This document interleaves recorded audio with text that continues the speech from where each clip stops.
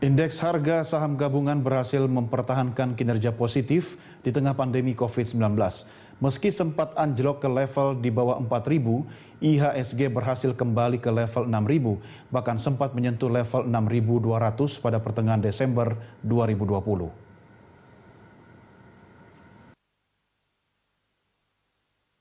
Pandemi COVID-19 mempengaruhi hampir seluruh sektor ekonomi di Indonesia, termasuk pasar modal Indonesia. Bahkan pada 24 Maret 2020, IHSG sempat menyentuh level terendahnya di angka 3.937. Melihat hal itu, Bursa Efek Indonesia dan Otoritas Jasa Keuangan bergerak cepat untuk meminimalisir dampak pandemi COVID-19 pada pasar modal Indonesia. Sejumlah aturan dikeluarkan agar IHSG tidak semakin anjlok.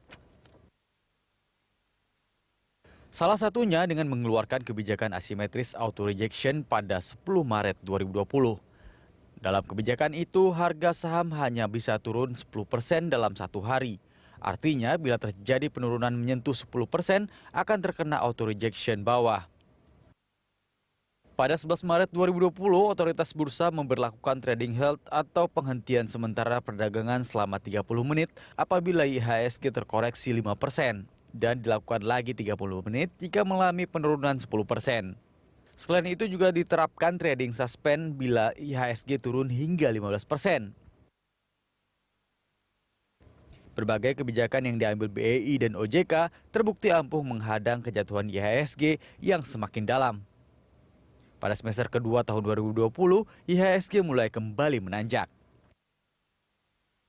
Pada awal Juli, IHSG telah kembali ke level 5.000-an. Berbagai kebijakan pasar modal yang diambil oleh OJK dan program percepatan ekonomi nasional yang diinisiasi oleh pemerintah membuat kepercayaan investor kepada Indonesia kembali meningkat dan membuat IHSG kembali ke level 6.000 pada pertengahan Desember 2020.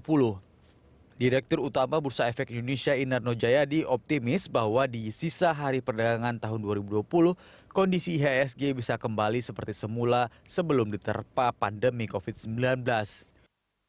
Bursa Efek Indonesia juga meyakini tahun 2021 pasar modal Indonesia akan kembali bangkit dan kembali ke jalur positif baik dari jumlah transaksi maupun jumlah investor.